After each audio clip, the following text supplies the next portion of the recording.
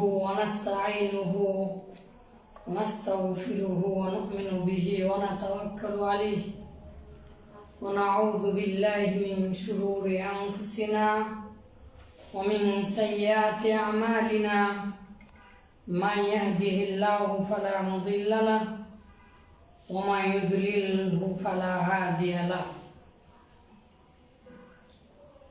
আলহামদুলিল্লাহ প্রশংসা আল্লাহ তাআলার জন্য যিনি আমাদেরকে দিন ধর্ম তথা ইসলাম দিয়েছেন আর আমাদেরকে মুসলিম হিসাবে গ্রহণ করেছেন। আলহামদুলিল্লাহ। মুহাম্মাদুর রাসূলুল্লাহ সাল্লাল্লাহু আলাইহি ওয়াসাল্লাম যিনি সেই দিনকে ইসলামকে তিনি তার মতো করে নয়, ইসলামের মতো করে আল্লাহর ওহীর মাধ্যমে পরিচালিত করেছেন, বাস্তবায়ন করেছেন। সম্মানিত দিনী ভাই বোনেরা, সামনে কুরবানির ঈদ।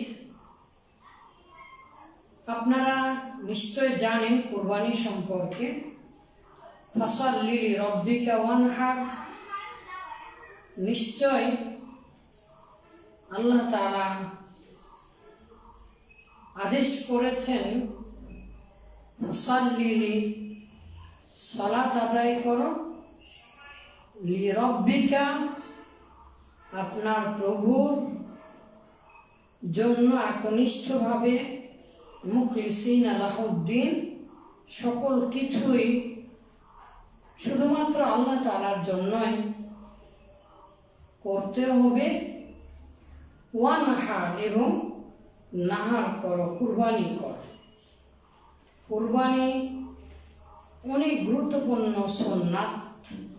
পৃথিবীর অধিকাংশ উলামা উদ্দিন ও আহলুস সালাফ বলেছেন, ইমাম আবু হানিফা সহ অন্যান্য ইমাম, ইবনে উসাইমিন রাহিমাহুল্লাহ সহ অনেকে এটাকে ওয়াজিব বলেছেন।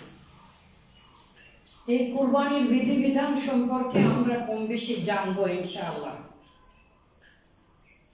আমাদের পরবর্তী সময় আছে, আজকে দিনব্যাপী আমরা প্রোগ্রাম পরিচালনা করব ইনশাআল্লাহ। তো যেহেতু খুতবার বিষয় আমাকে দেওয়া হয়েছে সুন্নাতের অপরিহার্যতা এবং বেদাতের ভয়াবহতা, আমাদের হালকা আছে একটা হালাকা, সেই হালকায় জিকির নয়, সেই হালাকাতে আমরা ব্যক্তি পর্যায়ে, সমাজ পর্যায়ে নিজেদের মধ্যে নিজেরা কিভাবে বাঁচবো, পরিবার আহালকে কিভাবে বাঁচাবো, এবং পরিবার, সমাজ, এমনকি রাষ্ট্রে কিভাবে দিন প্রতিষ্ঠা করব, শুধুমাত্র রাসূলুল্লাহ সাল্লাল্লাহু আলাইহি ওয়াসাল্লামের কর্ম আর আল্লাহ তাআলার বাণী দিয়ে আমরা সেই হালাকায় আলোচনা করব ইনশাআল্লাহ। সেখানে ইনশাআল্লাহ আমরা জানতে পারবো সুন্নাতের কি অপরিহার্যতা আছে। সেই জায়গাতে আহলুল কোরআনও সেই সময় ইনশাআল্লাহ অচিরে আমরা আলোচনা করব। আজকের বিষয় আপনারা দিয়েছেন, তাহলে আজকে আমরা কি করব? এখন আপনারা এসেছেন, অল্প মানুষ হবে,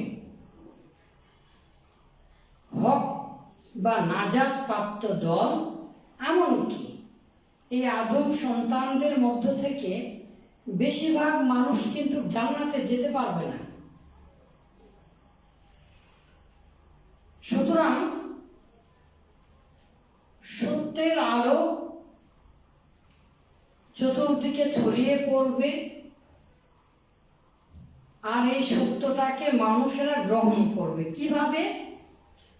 রাসূলুল্লাহ সাল্লাল্লাহু আলাইহি ওয়াসাল্লাম এভাবে বলেছেন, শোনো, আজকের এই বিষয়টা রাসূলুল্লাহ সাল্লাল্লাহু আলাইহি ওয়াসাল্লামের ভাষায় যদি আমরা জানতে পারি তাহলে ইনশাআল্লাহ আমরা বুঝতে পারব বিষয়টা কি। তাহলে অনেকগুলো বিষয়ের 1 নাম্বার বিষয় হচ্ছে বিদআতের ভয়াবহতা। বিদআত কি জিনিস? অসংখ্য আয়াত, অসংখ্য হাদিস আমি লিখে এনেছি গবেষণামূলক। এই বিষয়ে একটা ইনশাআল্লাহ অচিরেই আশা করছি বইও প্রকাশিত হবে। আমার দিনী ভাইরা লিখেছেন, আমি সম্পাদনার কাজে আছি, ইনশাআল্লাহ চেষ্টা করছি। তো কিভাবে বুঝায়, অনেক কথাই বলে ফেললাম। আমার দিকে একটু তাকান সবাই, আমার দিকে একটু তাকান সবাই, আমার দিকে তাকান। রাসূলুল্লাহ সাল্লাল্লাহু আলাইহি ওয়াসাল্লাম কথা বললেন, সাহাবীরা তার মুখের দিকে চেয়ে থাকতেন। আমার দিকে তাকিয়েছেন সবাই? আচ্ছা, দেখেন তো, হিন্দু, বৌদ্ধ, খ্রিস্টান, ইসলাম, এগুলো ধর্ম না? সবগুলোই তো ধর্ম। তো আল্লাহ তাআলা বলেন, ইন্নাদ দীন ইনদাল্লাহি ইসলাম। ইসলাম হচ্ছে মনোনীত ধর্ম এবং আল ইয়াউমা আকমালতু লাকুম দীনাকুম ওয়া আতমামতু আলাইকুম নি'মাতি ওয়া রাদিতু লাকুমুল ইসলাম দীনা। তো আল ইয়াউমা আকমালতু লাকুম, আমি তোমাদের জন্য এই যে দিন যেটা দিলাম, ইসলাম যেটা দিলাম, সেটা পরিপূর্ণ করে দিলাম। এখন একটা প্রশ্ন করি, আল্লাহ তাআলা প্রশ্নের মাধ্যমে শিক্ষা দিয়েছেন। প্রশ্ন করে শেখালে সেই গুরুত্বপূর্ণ কথাটা মনেও থাকে বেশি। শুধুমাত্র কোরআন আর হাদিস বলতেই থাকবো ইনশাআল্লাহ। কিন্তু তার আগে বোঝানোর চেষ্টা করি যে আমি কি বিষয়টা বোঝাতে চাচ্ছি। আপনারা আমাকে কেন ডেকেছেন? জুমার নামাজ পড়ানোর জন্য। তো জুমার সালাত কয় রাকাত? 2 রাকাত। তো জুমার দিন বেশি মানুষজন আসে না। জুমার দিনে বেশি মানুষ আসে, অনেক সময় থেকে খুতবা দেওয়া হয়, শোনা হয়, কত কি কোরআন হাদিসের আলোচনা করা হয়। তো হিসাবে তো এই দিনে আরেকটু 2 রাকাত নামাজ বেশি দেওয়া দরকার ছিল। স্বাভাবিক জ্ঞানে কি তাই বলে না? এমনি জোহরের আগে 4 রাকাত সুন্নাত পড়েন না? জোহরের পরে 2 করে আবার সুন্নাত পড়েন না? এমনি জোহরের আবার 4 রাকাত পড়েন না? আজকে একটা ঈদের দিন, সেই হিসাবে তো বেশি নামাজ হওয়া দরকার, বেশি সালাত হওয়া দরকার। কিন্তু আল্লাহ তাআলা 2 রাকাত করে দিয়েছে। আচ্ছা, আপনাদেরকে এখন বলি, আমি তো এত কষ্ট করে আসলাম, আমি যদি একটু আল্লাহকে খুশি করার জন্য আরো খুশির ঠেলায় মনে করেন, আমি যদি 4 রাকাত আজকে জুমার নামাজ পড়িয়ে দেই, আপনারা কি রাগ করবেন? মেনে নিবেন আপনারা?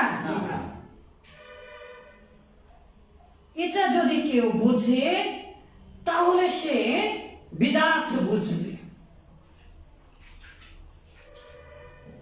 এটা যদি কেউ বুঝে তাহলে সে বিদআত বুঝবে। মাগরিবের সালাত কয় রাকাত? 3 রাকাত। হ্যাঁ না? ফরজ। আচ্ছা, এই 3 রাকাতের সময় যদি কেউ একটু আল্লাহকে খুশি করে 4 রাকাত পড়ে, কি এত বড় গুনাহ হবে? আপনারা মেনে নেবেন? না।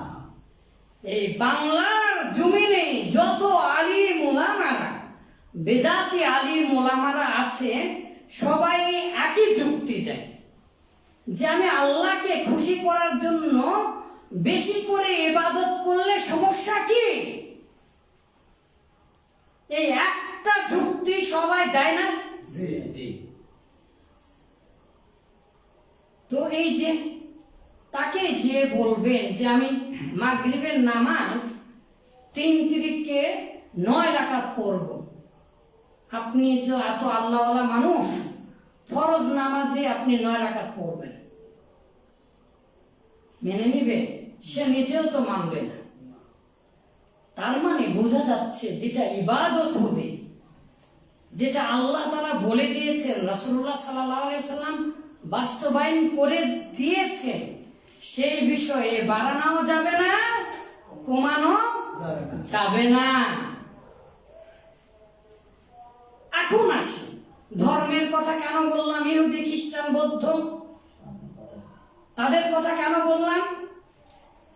আপনার কাছে যদি ধর্মে অতিরিক্ত কোন ইবাদত করা, রাসূলুল্লাহ সাল্লাল্লাহু আলাইহি সাল্লাম যেভাবে শিক্ষা দিয়েছেন, আল্লাহ তাআলা যেভাবে আদেশ করেছেন, কোরআন হাদিসে যেভাবে আছে সেভাবে থাকার পরেও তার চাইতেও যদি বেশি করা খারাপ না হয়, তার চাইতেও যদি বেশি করা বিদআত না হয়, ইসলাম ধ্বংস হওয়ার কারণ যদি না হয়, তাহলে একই যুক্তিতে আমি প্রমাণ করে দিতে পারবো ইহুদি, খ্রিস্টান, বৌদ্ধ, হিন্দু সকলের ধর্ম সত্য।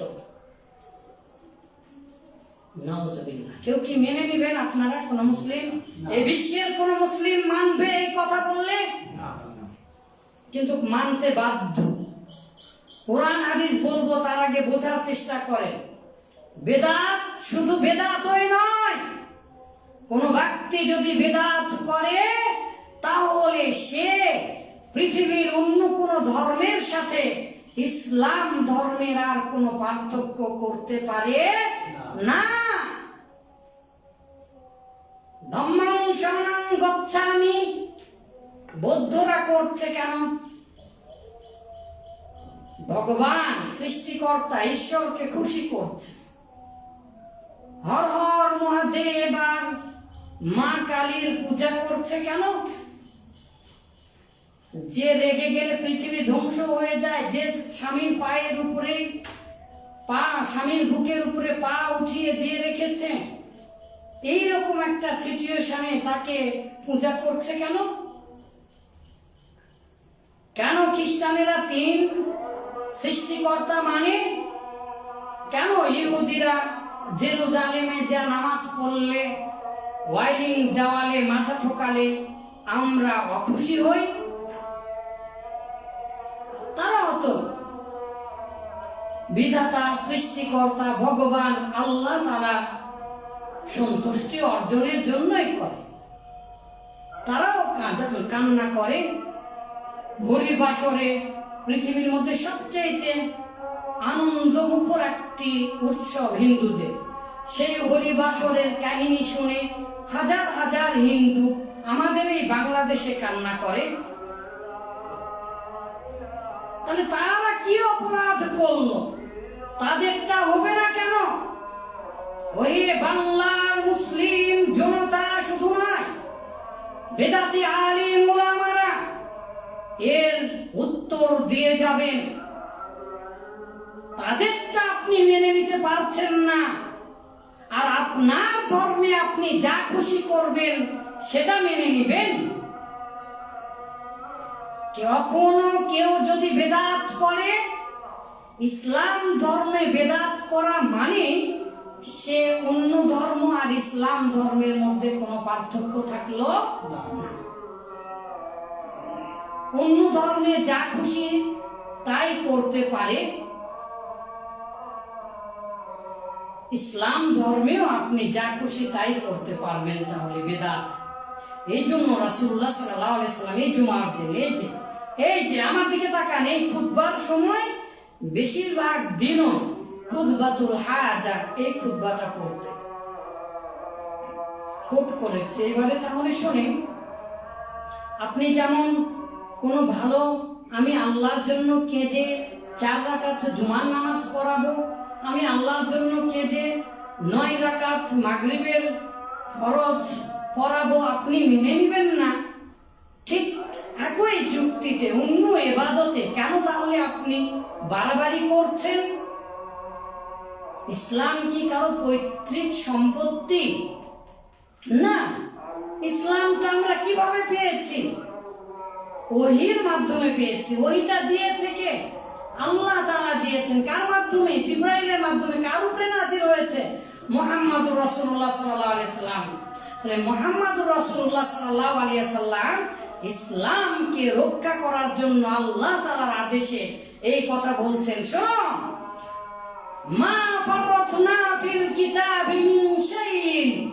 আল্লাহ তাআলার কথা আল্লাহ রাসূল সাল্লাল্লাহু আলাইহি সাল্লাম তেলাওয়াত করে বলছেন, ওহী নাযিল হচ্ছে। এই যে এই কিতাব, এই কোরআন, এখানে এমন কোনো বিষয় নেই, ফাররাতনা ছেড়ে দেওয়া হয়েছে, পরিপূর্ণ করে বর্ণনা করা হয়নি। পৃথিবীর এমন কোনো বিষয় নেই যা এই কোরআনে নেই।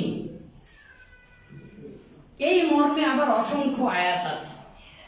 আবার দেখেন, আল্লাহ তাআলা বললেন, আকমালতু দীনাকুম, তোমাদের ধর্ম দিনকে আমি তো আমার কাছে প্রিয় করে নিয়েছি, তোমাদের ধর্মকে আমি পরিপূর্ণ করে দিলাম। পরিপূর্ণ বাংলা শব্দ বোঝেন না? পরিপূর্ণ মানে কি?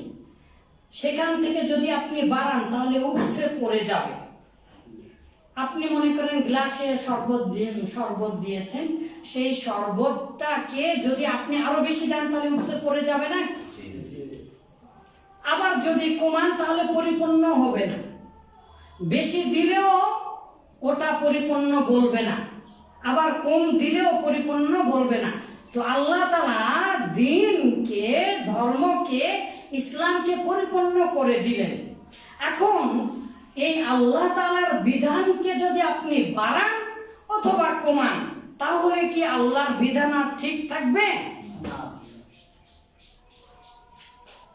এই জন্য বেদাতটা কত ভয়াবহ, বেদাতীদের কি অবস্থা হবে এইবারে শুনুন। তাই আল্লাহ তাআলা সাবধান করে বলছেন, কুল হাল নুনাব্বিউকুম বিল আকসারিনা আমালা। হে নবী, আপনি বলে দিন, হাল নুনাব্বিউকুম বিল আকসারিনা আমালা, আমি কি তোমাদেরকে জানিয়ে দেব না তোমাদের মধ্যে অধিকাংশ আমলকারী? অনেক মানুষ আছে যারা আমল করে, বিল আকসারিনা, আমল করার মাধ্যমে তারা আরো ক্ষতিগ্রস্ত হয়।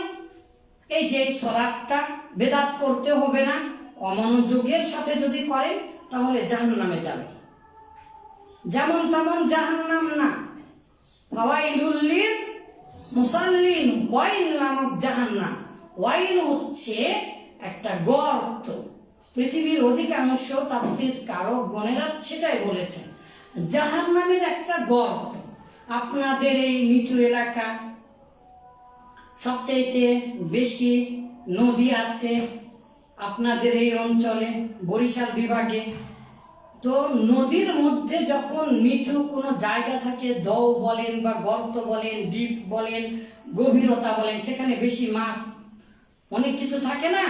তো জাহান্নামের মধ্যে সবচেয়ে নিম্ন যে জায়গাটা, একটা গর্ত, সেই গর্তে এই যে আপনি সালাত পড়তে এসেছেন কিন্তু আপনার মনোযোগ নেই, বাস আপনি জাহান্নামে চলে গেলেন। বাড়াবাড়ি করা তো দূরের কথা, অমনোযোগী হলে যদি জাহান্নামে যেতে হয়, তাহলে এই সালাতে যদি আপনি বাড়ান অথবা কমান, তাহলে আপনার জন্য কোন জাহান্নাম আছে? সম্মানিত দিনী ভাই, আল্লাহ তাআলা বলছেন, আল্লাযীনা দাল্লা সাইয়ুহুম ফিল হায়াতিদ দুনিয়া। এই যে অনেক মানুষ আছে দুনিয়াতে, তারা চেষ্টা করে, আমল করে, ওয়াহুম ইয়াহসাবুনা, তারা মনে করে, আন্নাহুম ইয়াহসিনুনা সুনা, তারা অনেক ভালো কাজ করছে, কিন্তু আসলে তাদের ভালো আমলগুলো তাদের জন্যই ক্ষতির কারণ হয়ে দাঁড়াচ্ছে। কেন? মহান আল্লাহ তাআলা বলেন, আল্লাযী খালাকাল মাউতা ওয়াল হায়াতা লিয়াবলুয়াকুম আইয়ুকুম আহসানু আমালা।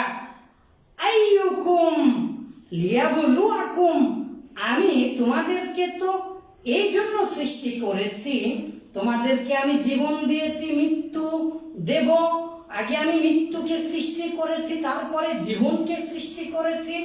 আমাদের এই জীবন এবং মৃত্যু এটা মূলত মাখলুকাত, কিয়ামতের দিনে মৃত্যুকে জবাই করা হবে। তো এই জীবন এবং মৃত্যুকে আল্লাহ তাআলা সৃষ্টি করলেন কেন, আমাদের মধ্যে কেন জীবন দিলেন? আল্লাহ তাআলা নিজেই বলছেন, লিয়াবলুয়াকুম, যেন তিনি সেই আল্লাহ তোমাদেরকে পরীক্ষা করেন, পরীক্ষা করবেন। কি পরীক্ষা করবেন? আইয়ুকুম আহসানু আমালা। ভালো করে বোঝার চেষ্টা করেন। এই একটা কথাতে লা ইলাহা ইল্লাল্লাহ, লা ইলাহা ইল্লাল্লাহ অন্তরের মধ্যে গুঁতো মারা আপনাকে বের করে দেবে। এই একটা কথার মাধ্যমে সারা জীবন যে আপনার অন্তর পরিষ্কার করছেন হালকায় জিকিরের নামে, এত আপনার অন্তর খারাপ হয়ে গেছে। সি সি সি সি, আপনি এত খারাপ মানুষ যে আপনার অন্তরকে পরিষ্কার করার জন্য সকাল সন্ধ্যা শুধু আল্লাহর নাম দিয়ে আপনি প্রেসার ক্রিয়েট করছেন। আপনি তো আর আপনি নেই, আপনি প্রেসার কুকার হয়ে গিয়েছেন। আপনি আল্লাহর নাম দিয়ে আপনার অন্তরকে গুঁতো মেরে আপনি আপনার অন্তর পরিষ্কার করতে চাচ্ছেন। আল্লাহর নাম কি ডিটারজেন্ট পেয়েছেন? বদমাইশ, বোঝার চেষ্টা করতে হবে।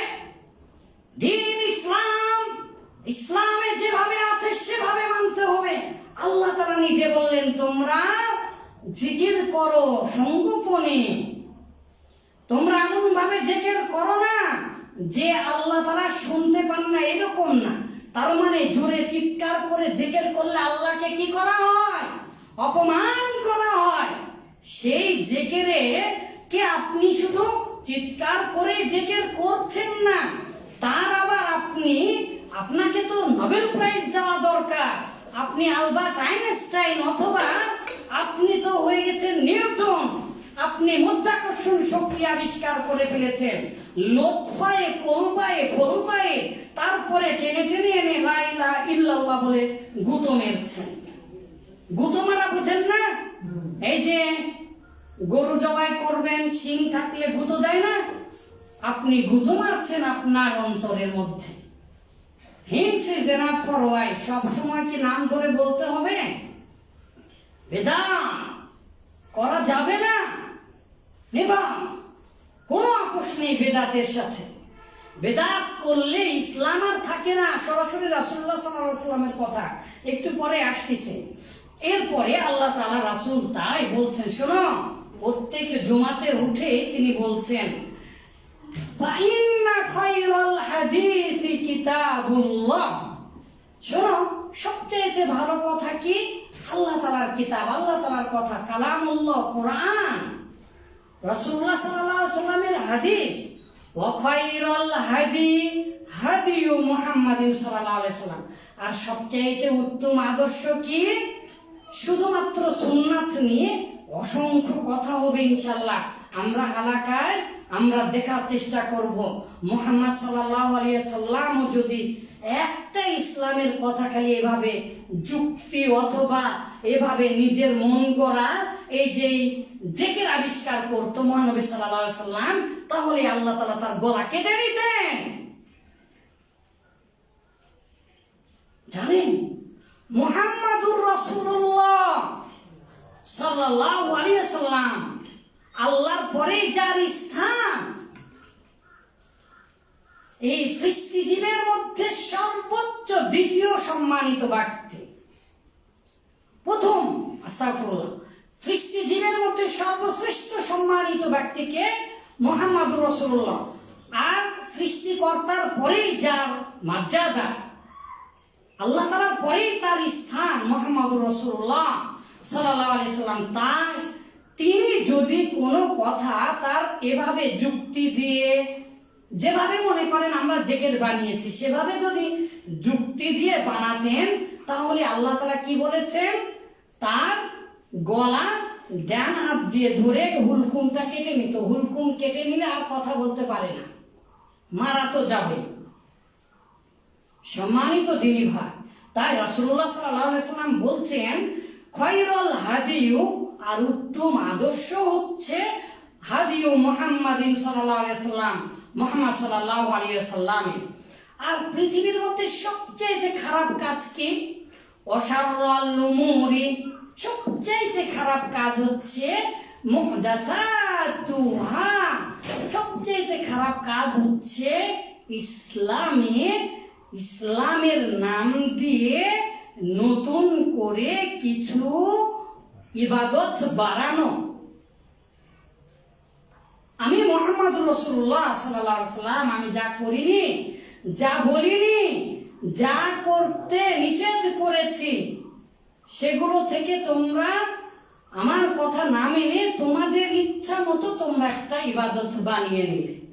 সাইয়্যিদুল আয়াত, ঈদ হচ্ছে আমাদের কয়টা? 2 দিন 3 দিন পরে ঈদ না? 2 দিন পরে ঈদ। আমরা আগামীকালকে ইনশাল্লাহ সিয়াম থাকবো, সিয়াম ইয়াউমি আরাফা, আরাফার দিনের সিয়াম ইনশাল্লাহ।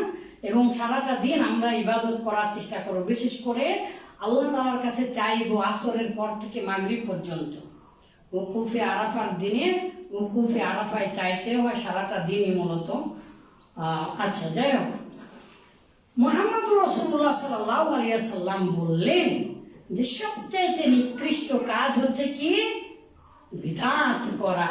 ইসলামের নামে কোনো জিনিস বানিয়ে বানিয়ে ইবাদত করা, অথবা যে পরিমাণ ইবাদত করার কথা সেভাবে না করে আরো একটু বেশি করা অথবা কম করা। যদি এরকম করো তাহলে কি হবে? শুনে রাখো, কুল্লু বিদআতিন দালালা, প্রত্যেক বিদআত সৃষ্টিকারী তারা তো শয়তান। খত্তালানা রাসূলুল্লাহ সাল্লাল্লাহু আলাইহি ওয়াসাল্লাম, কয়টা হাদিস বলেন? এমন একটা বিষয়, যতগুলো হাদিস সংক্ষিপ্ত বলার চেষ্টা করছি, সময়ের দিকে বারবার তাকাচ্ছি, ঘড়ির, ঠিক আছে না? আমার দিকে তাকান, আমার দিকে না তাকালে এই বিষয়টা বুঝতে পারবেন না। অনেক বড় বড় কঠিন কথা বলে ফেলে দিয়েছে। হ্যাঁ, কেউ একটু যদি আমার মতো করে যদি না বোঝে, আপনি আপনার মতো করে বুঝলেও আমার কথা ভুল বুঝতে পারবেন। আমি কোন উদ্দেশ্যে বলছি সেটা আগে বোঝার চেষ্টা করেন। আমি বলেছি যদি বেদাত যদি থাকে ইসলামে, বেদাতকে যদি আপনি ইসলাম থেকে বাদ না দেন, তাহলে পৃথিবীর কোন ধর্ম আর ইসলামের পার্থক্য থাকবে না। এই জন্য বেদাত, আল্লাহ রাসূল নিজেই বলেছেন, বেদাত হচ্ছে ইসলামকে ধ্বংস করে দেয়। শুধু বেদাত ধ্বংস করে দেয়, যারা বেদাতি করে ইসলামের নামে, ইসলাম ধর্মে, তাদেরকে যারা আশ্রয় দিবে, খেতে দিবে, সম্মান করবে, সালাম দিবে, তারাও ইসলামের ধ্বংস করে। আপনার মতো একজন মানুষ, আপনি যদি কোনো বেদাতি হুজুরকে সালামও দেন, সালাম দেওয়া বোঝেন না, আর এক এক করে যদি বেদাতের কথা বলতে শুরু করি, সুবহানাল্লাহ, তাহলে কয়জন হুজুর যে সঠিক পাওয়া যাবে আল্লাহই ভালো জানে। অন্তত আর যাই হোক, এখান থেকে আমি ঢাকায় ফিরে যেতে পারবো না। নাম ধরে যদি আমি এখনই বলি যে আপনারা কি কি বেদাত করেন, এই যে এখানে এসে যে লাল বাতি জ্বলিলে সুন্নাত নামাজের সময় নেই, মারা দিয়েছেন একটা বেদাত। আল্লাহ তাআলা মসজিদে নামাজ পড়াকে আপনি লাল কাঠ দেখিয়ে সুন্নাতকে খেলোয়াড়ের মতো আপনি আম্পায়ার হয়ে বের করে দিয়েছেন। এই যে বদমাইশ হুজুর, আপনি কি সর্বনাশ কথা লিখে দিয়েছেন। এভাবে একদিন সালাত আদায় করছিলেন, একজন সাহাবী এসে রাসূলুল্লাহ সাল্লাল্লাহু আলাইহি ওয়াসাল্লাম খুতবা দিচ্ছিলেন, একজন সাহাবী এসে বসে যাচ্ছেন খুতবা শোনার জন্য। খুতবা শোনা ওয়াজিব না, তো রাসূলুল্লাহ সাল্লাল্লাহু আলাইহি ওয়াসাল্লামের কথা শুনবেন, ভালো কথা। তো রাসূলুল্লাহ সাল্লাল্লাহু আলাইহি ওয়াসাল্লাম খুতবা চলাকালীন সময় বললেন, হুম ওয়া ওয়ারকা রাকাতাইন, এই দাঁড়ান এবং 2 রাকাত সালাত করে তারপরে বসুন। আপনি যখনই মসজিদে ঢুকবেন 2 রাকাত সালাত পড়বেন, কিন্তু কি লিখে দিয়েছে? লাল বাতি জ্বলিলে সুন্নাত নামাজের সময় নেই, অথবা পরে সুন্নাত নামাজের সময় দেয়। আমার নিজের মসজিদের কথা বলছে, এখন কথা না আমার ওখানে গেলে মেরে ফেলে দিবে। সম্মানিত দিনী ভাই, বোঝার চেষ্টা করুন সত্য জিনিসটা কি। লাল কার্ড দেখিয়ে মাঠ থেকে বের করে দেয় না। আপনি তো মসজিদ থেকে আল্লাহর বিধানকে লাল বাতি দেখিয়ে আপনি বের করে দিয়েছেন। কেন আপনি পরে সুন্নাতের সময় দিবেন? বেদাত করে বসলেন আপনি মসজিদের উপরে। বেদাত, এই যে বেদাত, কত বেদাত আছে, হচ্ছে ওখানে একটা বই আছে।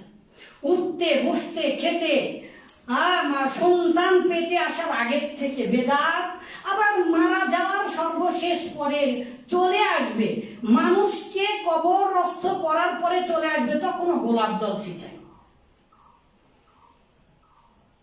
বুঝতে পারলেন? কোরআন হাদিস থেকে ছাড়া কথা বলবো না নিয়ত করেছিলাম, কিন্তু কোথায় যাচ্ছি বোঝার চেষ্টা করুন। আপামর জনতার কাছে এসে আপনারা যারা সাধারণ মানুষ, তাদের জন্য একটু উদাহরণ দিয়ে দিয়ে কথা বলা ভালো। এটাও কোরআন হাদিস অনুপাতে রাসূলুল্লাহ সাল্লাল্লাহু আলাইহি সাল্লাম এভাবে উদাহরণ দিয়ে কথা বলতেন বোঝানোর স্বার্থে। তাহলে এবারে তো এতটুকু বুঝেছি, বেদাত করাও যা, তাহলে হিন্দু ধর্ম মানাও তাই। কিভাবে? কারণ বেদাত করলে ইসলাম আর ইসলাম থাকে না, আর বেদাত করলে তখন আপনি যা ইচ্ছা তাই করতে পারবেন। হিন্দুরা, আচ্ছা ইসলামের আগের কাহিনী তো আপনারা সবাই জানেন না? ইসলামের আগের কাহিনী কি আল্লাহর ঘর ছিল না? ছিল। রাসূলুল্লাহ সাল্লাল্লাহু আলাইহি সাল্লামের পিতা, রাসূলুল্লাহ সাল্লাল্লাহু আলাইহি সাল্লামের মাতা, দাদা, চাচা সবাই কাবা ঘর তওয়াফ করতো না? এই হজ তখন ছিল না? হজ শুধু ছিল, আরো ভালো নিয়তে তারা হজ করতো। কি ভালো নিয়তে? যে এই যে কাপড়ে প্রস্রাব পায়খানা ভরে, নোংরা জিনিস ভরে, যে কাপড়ে অপবিত্র লাগে সেই কাপড় পরে আমি আল্লাহর ঘর তাওয়াফ করব? না না না, এটা হবে না। অতএব আমি উলঙ্গ হয়ে আল্লাহর ঘর তাওয়াফ করব। উলঙ্গ হয়ে তখন একদল মানুষ আল্লাহর ঘর কি করত? তাওয়াফ করত। জানেন? তাহলে সেই আধুনিক যুগের যুক্তি যদি হতো, তাহলে তো বলতো তাহলে আপনার পেটের মধ্যেও তো নাপাকি আছে, তাহলে আপনার পেটটা কেটে তারপরে তাওয়াফ করেন নাকি? যুক্তিতে ইসলাম চলবে না। তাই রাসূলুল্লাহ সাল্লাল্লাহু আলাইহি ওয়াসাল্লাম বলছেন, শোনো, রিওয়ায়াত গুলো বাদ দিচ্ছি, তাছাড়া সময় নেই। মান আহদাসা ফি আমরিনা হাযা, এই যে আমাদের দিন ধর্ম দেখছো না, ইসলামের মধ্যে প্রবেশ করেছো, লা ইলাহা ইল্লাল্লাহর শর্ত কি কি তার উপরে আজকে পরীক্ষা হবে, পুরস্কার দেওয়া হবে ইনশাআল্লাহ। হ্যাঁ, আপনারা সবাই থাকবেন। কালিমা আমরা জানি না, কালিমা কাকে বলে তাও জানি না। কালিমা আবার কয়টা কালিমা বানিয়েছে, আল্লাহু আকবার। আর আমরা মরার সময় শিরক করে বসি, বলো বলো লা ইলাহা ইল্লাল্লাহ মুহাম্মাদুর রাসূলুল্লাহ। তো মরার সময় মুহাম্মাদুর রাসূলুল্লাহ ওভাবে আপনাকে হাদিসে বলতে ওভাবে নিষেধ করেছে, বলছে বলতে হবে লা ইলাহা ইল্লাল্লাহ এই পর্যন্ত। হ্যাঁ, মুহাম্মাদুর রাসূলুল্লাহ এই সাক্ষ্য দিতে পারবেন, এর মধ্যে দুটো শাহাদা আছে, সেটা বলছি না। সম্মানিত দিদি ভাই, আসুন, রাসূলুল্লাহ সাল্লাল্লাহু আলাইহি ওয়াসাল্লাম বলছেন যে তোমরা দিন ধর্ম দেখছো, এখানে যদি তোমরা কোন জিনিস বৃদ্ধি করো, সৃষ্টি করো, কি করো? বৃদ্ধি করো, সৃষ্টি করো, তাহলে তোমরা কি হবে? মা লাইসা মিনহু, যা এই যে আমি করলাম না, আমার ইসলামে নেই, আল্লাহ তাআলা আদেশ দেয়নি, আমি তোমাদেরকে করতে বলিনি, এইরকম কাজ যদি করো তাহলে সেটা কিন্তু আমাদের ধর্মের মধ্যে নয়, সেটা আমাদের ধর্মের মধ্যে নয়। লাইসা আলাইহি আমরুনা ফাহুয়া রাদ্দ, যে আদেশের এমন একটা কাজ তুমি করছো সেই বিষয়ে কোনো আদেশ দেওয়া নেই। কি নেই? আদেশ দেওয়া নেই। আমি আদেশ করিনি, আল্লাহ আদেশ করেননি, আমি মুহাম্মদ তোমাদেরকে বলিনি যে এই কাজটা করো, তাহলে সেটা বেদাত। আল্লাহ রাসূল নিজের মুখে এত সুন্দর সহজ একটা সংজ্ঞা দিয়েছে, পৃথিবীর সকল আলিম, প্রত্যেক বেদাতি এই বাংলাদেশের সবাই এটা মুখস্থ করেছে, সবাই জানি এই হাদিস। আমি মূর্খ মানুষ, অনেক জ্ঞানী, এর দ্বারা কি বুঝলেন? আমি মূর্খ মানুষ, আমি বুঝতে পারছি লাইসা আলাইহি আমরুনা, যে বিষয়ে আমি মুহাম্মদ তোমাদেরকে করতে বলিনি সেটা করো না। এখন মুহাম্মদ সাল্লাল্লাহু আলাইহি সাল্লাম নিজেই তার জন্মদিন পালন করলেন না, 2 লক্ষ 2.5 লক্ষ সাহাবী করলেন না, 4 ইমাম করলেন না। আপনি এবারে ঈদ বানিয়েছেন সাইয়্যিদুল আয়াদ, ঈদে মিলাদুন নবী। দেখছেন, রাসূলুল্লাহ সাল্লাল্লাহু আলাইহি সাল্লাম 2টা ঈদ দিয়েছেন। আল্লাহ রাসূল সাল্লাল্লাহু আলাইহি সাল্লাম বলেন, কদ আবাদালাকুমুল্লাহু বিহিমা, আল্লাহ তোমাদের জন্য 2টা ঈদ দিলেন। কয়টা ঈদ দিলেন? 2টা। আর আমরা ফকিন্নি বাঙালি জাতি কিছু মন খারাপ করেন না, আসার সময় খুবই কষ্ট পেয়েছি। ভাই, আপনি আমাকে বিষয় দিয়েছেন ইসলাম প্রতিষ্ঠা করা, সবার কাছ থেকে যে ভাড়া নিয়েছে তার চাইতে আমার কাছ থেকে বেশি ভাড়া নিয়েছে। বুঝতে পারছে বাঙালি যে হ্যাঁ এ তো চাকায় পড়ে গেছে, চিপায় পড়ে গেছে, বুঝেন না? নিয়ে আসলো তো ও যে বাসের সিট ছাড়া কি যেন বলে বক্সে, তারপরে আবার বেশি ভাড়া নিয়েছে। প্রত্যেক ইয়াতে আছে, ভাড়ার তালিকায় আছে মনে করেন 550, 750 এরকম, কিন্তু কারো 200 টাকা, 300 টাকা, 100 টাকা বেশি নিচ্ছে। বাস আলাদের কথা বাদ দিলাম, কিছুদিন আগে 35 কোটি টাকায় যে শুধু ভাড়া বাবদ কেটে নিয়েছে বাংলাদেশের বিমান বাহিনী। দেশের কথা বলা যাবে না, বললে পরে ভুলছে রাজশাহীর ভাষায়। হ্যাঁ, দিনের কথা বলতে আসছি, দিনই বলি, কি করব বলে? করার কিছু নেই, বলার কিছু নেই, চেষ্টা করতে হবে। অন্তত নিজে বাঁচেন, নিজের পরিবারকে বাঁচান। কিভাবে? মহানবী সাল্লাল্লাহু আলাইহি ওয়াসাল্লাম বললেন, শোনো, যদি তোমরা এরকম করো তাহলে কি হবে? নো কম্প্রোমাইজ উইথ বেদাত।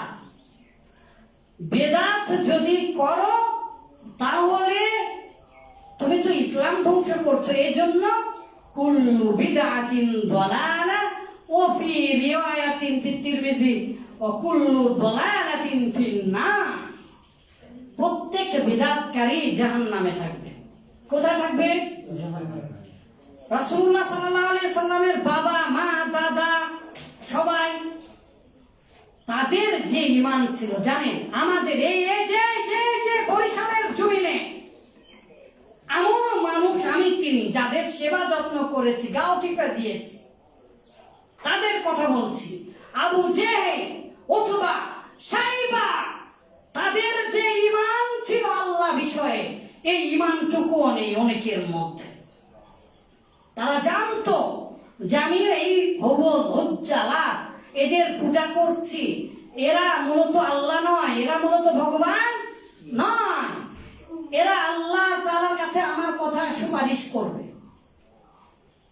হজ্জা, লাত, হুবল সবচেয়ে বড় মূর্তির নাম। হুবল সবচেয়ে বড় মূর্তি। সেই হুবলকে তারা দেবতা মনে করতো না, মনে করতো এটা একজন ভালো মানুষ, সে আমাদের কথা পৌঁছে দিবে কোথায়? আল্লাহর কাছে। আর আমাদের এই যে আপনাদের এই অঞ্চলেরই নদী বিধৌত না, নদী ডোবা মানুষেরা মরুভূমিতে জাহাজ চালিয়ে আপনাদেরকে জান্নাতে নিয়ে যাবে। বুঝতে পারছেন? বলে না? সম্মানিত দিনী ভাই, বোঝার চেষ্টা করুন। সবচাইতে বড় কাবা ঘরের সামনে ছিল হুবল না লাত, যে একটু কনফিউশন হচ্ছে, সবচাইতে বড় মূর্তি। সেই মূর্তিকে কিন্তু তারা আল্লাহ বলতো না, বরং আবু জেহেল অথবা সাইবা বলতো লা ইয়াকুলুনাল্লাহ, এই আসমানকে সৃষ্টি করছে, এই জমিনকে সৃষ্টি করেছে, এই যে তারা নির্দ্বিধায় এক কথায় বলে দিত আল্লাহ আল্লাহ আল্লাহ আল্লাহ। রাসূলুল্লাহ সাল্লাল্লাহু আলাইহি সাল্লামের বাবার নাম কি বলতে পারছেন না? বলেন। আব্দুল্লাহ। আব্দুল্লাহ মানে কি? গোলাম। হ্যাঁ, শুধু গোলাম, আল্লাহর বান্দা, আল্লাহর গোলাম। আরবেরা আব্দুল্লাহ নামটাকে এত বেশি ভালোবাসে। বয়স তো বাবার নামও আব্দুল্লাহ, ছেলের নামও আব্দুল্লাহ, লাতির নামও আব্দুল্লাহ, তিনজনের নামে আব্দুল্লাহ। কি প্রিয় নাম আল্লাহ, আব্দুল্লাহ। সে আব্দুল্লাহ নাম রাখার পরেও হাদিসে পাওয়া যায় রাসূলুল্লাহ সাল্লাল্লাহু আলাইহি ওয়াসাল্লামের পিতা আছে জান্নাত। আপনি এবারে চিন্তা করেন, ইসলামটা আপনার মতো মানবেন নাকি যেভাবে আল্লাহ দিয়েছেন সেভাবে মানবেন? যদি না মানেন, যদি বেদাত করেন, তাহলে কি হবে? ইন্নাল্লাহা হাজাবাত তাওবাতা আন কুল্লি সাহিবি বিদআতিন, নিশ্চয় আল্লাহ তাআলা প্রত্যেক বেদাতকারীর তওবা কবুল করবেন না। আপনি শিরক করলেন, অনিচ্ছা সত্ত্বেও আল্লাহ তাআলা ক্ষমা করে দেবেন। অজানা যদি করেন আল্লাহ ক্ষমা করে দেবেন। কিন্তু আপনি যদি ব্যান মাছ, তো আপনি নিজেই ব্যান মাছ। ব্যাম মাছকে বললে কাদো থেকে বের হয়ে আসে ব্যাম মাছ? না, ব্যাম মাছ বাইন বাইন মানে শিল ফিশ, ইল ফিশ, ইল ফিশ ইংলিশ। হ্যাঁ, ওই কাদো থেকে বের হয়ে আসতে হবে না। ব্যাম মাছের মতো আর ওই ইল ফিশের মতো আপনি পিছলিয়ে পিছলিয়ে চলে যান কোরআন হাদিস বোঝার জন্য। দেখেন, একটা বেদাত কয়টা? বোঝেন না, বলেন না। কয়েক শত বেদাতের উদাহরণ আমরা এই বাংলার জমিতে এক এক করে দেখাতে পারবো। আল্লাহ দিলেন দুটা ঈদ, আপনারা বাঙালি, এই যে বাঙালি বলে টাকা পায় না, ঈদের বলে টাকা পায় না। 6টা ঈদ করে। কয়টা ঈদ বলেন তো? জীবনে শুনেছেন? বলেন উস্তাদি হিসাব দেন। আচ্ছা, ওকে, মাশাআল্লাহ। হিসাব দিতে হবে, হিসাব নিতে হবে। হিসাব না নিলে খুতবা শুনতে আসবেন না। একদিন ওমর রাদিয়াল্লাহু তাআলা আনহু এরকম লম্বা জুব্বা পরে খুতবা দিচ্ছিলেন। তো একজন সাহাবী দাঁড়িয়ে গেলেন, হে ওমর, আপনি আমিরুল মুমিনিন, আমরা একই সাথে ভাগে জামা পেয়েছি, আপনার জামা এত বড় কিভাবে হলো? আপনার খুতবা শুনবো না? ওমর রাদিয়াল্লাহু তাআলা আনহু খুতবা দেওয়াকালীন খাড়া অবস্থাতেই তিনি বললেন, আমার ছেলে এর উত্তর দেবে। তখন বললেন, আমার বাবা বড় লম্বা সম্বা মানুষ, আমার বাবার যে জামার ভাগটা পেয়েছিল এটা দিয়ে তার জামা হবে না, আমার ভাগেরটা আমি আমার বাবাকে দান করে দিয়েছি। দুটা মিলা আমার বাবার জামা বানিয়ে দিয়েছে। একটা বড় লম্বা জামা, আমিরুল মুমিনিন, এটাটা কমে দাও। আমিরুল মুমিনিন, আমিরুল মুমিনিনের কথা শুনতে চাচ্ছিল না। আর আপনি, আমাদের ব্যাংক যদি লুটো হয়ে যায়, এই চট্টগ্রাম থেকে 100 ভরি সোনা চুরি হয়ে যায়, টাকা যদি সব উধাও হয়ে যায়, তাও আমরা কিছু বলতে পারি না। আর হুজুরদেরকে বললে তো হুজুর আপনাকে জাহান্নামে একেবারে পৌঁছে দিয়ে এমন বড় বড় মোনাজাত ধরবে আর এমন বরদুয়া আপনাকে দিবে। এত বড় বেশি টাকা দিলে এত বেশি মোনাজাত করে, মনে হয় ধোয়া করতে করতে একটা ধোয়ার তো একটা গতি আছে, ধোয়া যাওয়া আসা করে। ধোয়া হচ্ছে মনে করেন একটা ইলেকট্রিক পালসের মতো, বুঝতে পারলেন? মহাবিশ্বে যেমন যাওয়া আসা করা যায় না, হ্যাঁ, লাইটিং এর মতো। তো ধোয়া তো উপরের দিকে উঠে, তার মানে গতি আছে, আল্লাহর কাছে যায়, ধোয়া আটকিয়ে দেয় ইত্যাদি হাদিস আছে। বলে এত বেশি ধোয়া করে হুজুরেরা, আমি আবিষ্কার করেছি যে ধোয়ার বদলেতে একবার জান্নাত পার হয়ে পিছলিয়ে আবার জাহান্নামে চলে যায়। ধোয়া এত ধরে টাকা দিলে বেশি। মিলাদ পড়ায় না? মিলাদ মিলাদ মিলাদ পড়ায় না আপনাদের এদিকে? ওই তো মিলাদ, এই মিলাদ, মিলাদের ইতিহাস বলতে যাচ্ছি না, সম্মানিত দিন ভাই। আল্লাহ তাআলা কত বড় কথা বললেন রাসূলের মাধ্যমে। বললেন হাজাবাত তাওবাতা, নিশ্চয় আল্লাহ তাআলা অস্বীকার করেন, এই তোমার তওবা কবুল করব না। আন কুল্লি সাহিবি বিদআতিন, যে ব্যক্তি একটা বেদাত করবে, ইসলামের নামে ইবাদত কম করলে কোথাও আপনাকে দোষারোপ করা হয়নি, জানেন? বলেন সুবহানাল্লাহ। বলেন বাড়িতে যা বলেন সুবহানাল্লাহ, কালকে যা বলেন সুবহানাল্লাহ, আরো জোরে বলেন সুবহানাল্লাহ। বক্তারা না বললে তো আপনারা বলবেন না, কারণ এটাও আমাদের মতো বক্তাদের কারণে আপনারা বক্তারা বকতে বকতে বক্তা হয়েছে, আর আপনারা শুনতে শুনতে শুকনা তক্তা হয়েছে। হাতব হাতব মানে তক্তা, বুঝেন না? একজন বক্তা আছে, রকেট বক্তা, তিনি বলেন যে সবাই ধীরে বলুন সুবহানাল্লাহ। ওরে সুবহানাল্লাহ বাঙালিরা উল্টা বুঝে। কিভাবে? বাঙাল দেশে প্রবাদ আছে, উল্টা বুঝিল না। যে বাংলা ভাষার প্রবাদ হচ্ছে, দেবতারা উল্টা বোঝে। সেই বাংলা ভাষা আমি বলতে আসিনি। সুকুমার রায়ের কি বললাম এখানে, অন্নদা কুমারী যিনি জীবনানন্দ দাশের মা, আমাদের দেশে হবে সেই ছেলে কবে কথায় না বড় হয়ে কাজে বড় হবে, অথবা ধূসর পাণ্ডুলিপি বনলতা সেন বলতে আসেনি।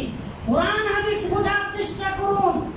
উল্টা বুঝিল রাম, বক্তৃতা করে আর বলে সবাই এবার ধীরে বলুন সুবহানাল্লাহ। বক্তৃতার প্রভাব দেখেন। বক্তৃতা শুনে এবারে সব বাঙালিরা বুঝতে পেরেছে, এইবারে বলতে হবে, জোরে বলতে হবে সুবহানাল্লাহ। তারেক মনোয়ার আবার বলেন যে সবাই ধীরে বলুন সুবহানাল্লাহ। এবারে বাঙালিরা আরো জোরে বলে সুবহানাল্লাহ। আমরা এখনো বলতেই পারি না সুবহানাল্লাহ কখন বলতে হবে, ইনশাআল্লাহ কখন বলতে হবে। আর ইনশাআল্লাহ না বললে দুটা পৃথিবীর মধ্যে সবচেয়ে বড় বাদশা কি? সুলাইমান আলাইহিস সালাম। সুলাইমান আলাইহিস সালামের দোয়া আল্লাহ তাআলা কবুল করেন। সহিহ নিয়ম ছিল, বুখারীর হাদিস। কবুল করেননি। একসাথে 100টা সন্তান চেয়েছে, যে হে আল্লাহ 100টা সন্তান আমাকে দেন, আমি 100টা সন্তানকে মুজাহিদ বানাবো, আপনার পথে জিহাদ করতে দিব। একটা সন্তান হয়েছে ন্যাংরা খোড়া কানা প্রতিবন্ধী। রাসূলুল্লাহ সাল্লাল্লাহু আলাইহি ওয়াসাল্লামের কাছে একদিন আসলেন ইহুদিরা জানার জন্য। রাসূলুল্লাহ সাল্লাল্লাহু আলাইহি ওয়াসাল্লাম বললেন আমি পরে তোমাদেরকে জানাবো। রাসূলুল্লাহ সাল্লাল্লাহু আলাইহি ওয়াসাল্লামের অন্তরের মধ্যে আছে যে আল্লাহ তাআলা ওহী করবেন, তারপরে আমি জানিয়ে দিব, কিন্তু ইনশাআল্লাহ বলেন। রাসূলুল্লাহ সাল্লাল্লাহু আলাইহি ওয়াসাল্লামের মনের মধ্যে ঠিকই চলছে যে আমি তো ওহী ছাড়া কিছু বলতে পারবো না, আমি তো জানি না। প্রশ্ন করলো তিনটা, জুলকারনাইন আর আসহাবে কাহফ। যে আসহাবে কাহফ প্রত্যেক জুমার দিনে পড়তে হয় কেন? ঈমান বৃদ্ধি পাবে। কাহিনীটা বুঝে বুঝে পড়েন। এই সেই কাহিনীর কথা বলছি, শানে নাযুল করে দেখুন। রাসূলুল্লাহ সাল্লাল্লাহু আলাইহি ওয়াসাল্লাম বলেন পরে জানাবো। তো কিছুদিন ওহী আসা বন্ধ হয়েছিল। সম্মানিত দিনী ভাই, আল্লাহ তাআলা রাসূল সাল্লাল্লাহু আলাইহি ওয়াসাল্লাম বললেন হাত্তা ইয়াদা বিদআতাহু, শুধুমাত্র তখনই তার তওবা কবুল হবে, সেই মুসলিম হবে যে একজন বেদাতি। সেই তখনই মুসলিম হবে যখন সে বেদাতটা ছাড়বে। তা না হলে সে মুসলিম নয়। কিছু কিছু সালাফি বিদ্বান গুণেরা বলেছে, তবে বেদাত একটা করেন আর 100টা করেন, বললেই জাহান্নামী। হাদিসে একাধিকবার এসেছে, একটা বেদাতের কথা এসেছে। শুধু তাই নয়, রাসূলুল্লাহ সাল্লাল্লাহু আলাইহি ওয়াসাল্লাম বলেছেন মান ওয়াক্কারা সাহিবা বিদআতিন, যে ব্যক্তি বিদআতিকে সাহায্য করলো, সঞ্চয় দিল, টাকা দিল, দান করলো। বেদাতকারীকে যে সঞ্চয় দিল, টাকা দিল, দান করলো, সহযোগিতা করলো, ফাকাদ আ'আনা আলা হাদামিল ইসলাম, সে ইসলাম ধ্বংসের কাজে সাহায্য করলো। আমার কথা নয়, রাসূলুল্লাহ সাল্লাল্লাহু আলাইহি ওয়াসাল্লামের কথা। প্রত্যেকটা হাদিসের যদি দলিল দিতে চাই তাহলে কি হয়ে যাবে, সময় পাওয়া যাবে না। তাই শুধু হাদিসগুলো বলছে, আগেই তো যুক্তি দিয়ে বুঝালাম। তাই রাসূলুল্লাহ সাল্লাল্লাহু আলাইহি ওয়াসাল্লাম বললেন শোনো শোনো শোনো, ইন্নামা আখাফু আলা উম্মতি, শোনো ওহে মুসলিম, তোমরা আমার উম্মত না, তোমরা শোনো। আখাফু আলা উম্মতি, আমি খুব ভয় পাচ্ছি গো, তোমাদের বিষয়ে আমি খুব ভয় পাচ্ছি। কি বিষয়ে? আল আইম্মাতুল মুদিল্লিন, এই যে সকল হুজুরেরা ইসলামের নামে মিলাদ করে বেড়ায়, যারা যারা 5টা 2টা ঈদকে 6টা ঈদ করে ফেলেছে। আমি কিন্তু বলে যাই আমি মনে রেখেছি, ঠিক আছে? ওটা অ্যাট্রাকশন, 6টা ঈদ। আচ্ছা ঠিক আছে, ওটার উত্তর দিয়েই দে। সেটা কি? আল্লাহ তাআলা দিয়েছেন নববর্ষের পরিবর্তে ঈদ দিয়েছেন। আমরা নববর্ষ 2টা করি। আপনি নিউ ইয়ার লেখে লেখে পা দিয়ে রাস্তায় লাথি মারি না? আমরা মারি, কিন্তু আবার বাংলা শুভ নববর্ষ লেখেও লাথি মারি, ঠিক আছে? তো আমরা উদযাপন করি 2টা নববর্ষ। হ্যাপি নিউ ইয়ার একটা, কাল বৈশাখী ঝড়ের মধ্যে ঝড়কে স্বাগত জানায় পান্তা ভাত খেয়ে। ওই ফকিন্নির বাচ্চা, তোর ওই বাপ দাদার 14 গোষ্ঠী পান্তার সাথে ইলিশ মাছ খেয়েছে। আপনারা তো বরিশালের লোক, চাঁদপুরের লোক, আপনারাই বলেন আপনাদের এখানে ইলিশের রাজ্য। কয়দিন পান্তা ভাত দিয়ে ইলিশ খেয়েছেন আপনারা? বাঙালির কোন কৃষ্টি কালচার মূলত নয় এটা। যাই হোক, সম্মানিত দিনী ভাই, তাহলে 6টা কিভাবে হলো? একটা হচ্ছে ঈদে মিলাদুন নবী, সেটাই বলে বলে বড় ঈদ, সাইয়্যিদুল আয়াত, সকল ঈদের সর্দার, তার নাম দিয়েছে। পৃথিবীর কেউ কোনোদিন করলো না, রাসূলুল্লাহ সাল্লাল্লাহু আলাইহি ওয়াসাল্লাম করলেন না, 2 লক্ষ সাহাবীর কেউ করলেন না।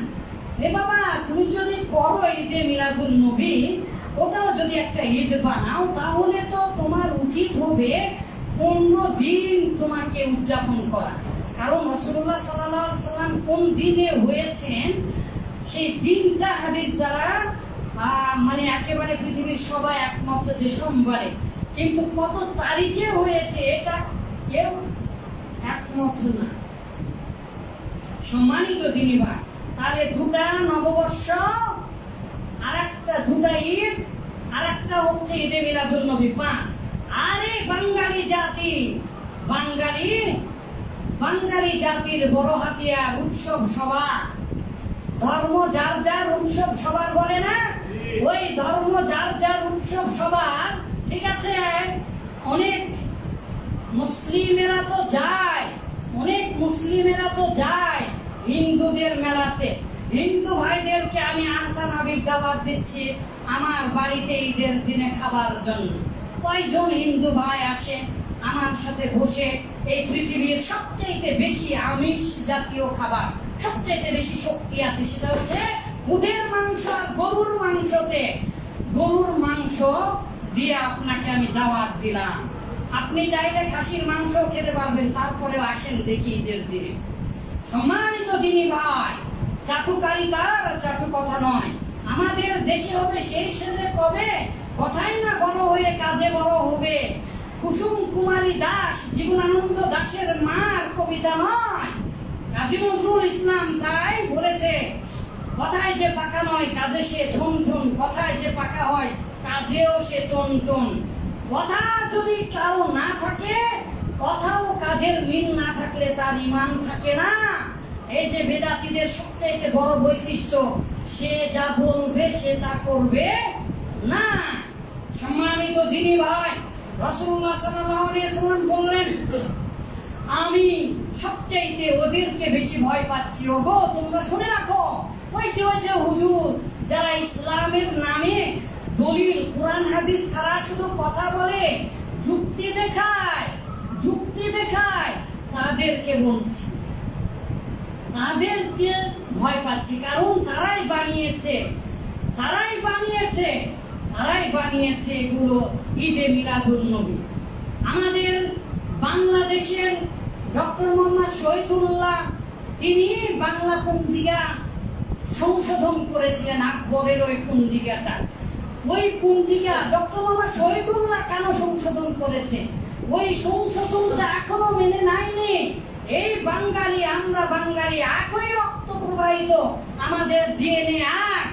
এই বাঙালি হিন্দু জাতি পশ্চিমবঙ্গে এই বাংলার বটমূলে যেদিন, ঢাকার বটমূলে, রমনার বটমূলে যেদিন ঈদ পালন করে, এসে বৈশাখ বলে, ওই রবীন্দ্রনাথের গানই কিন্তু কলকাতার হিন্দুরা সেই দিন নববর্ষ পালন করে না।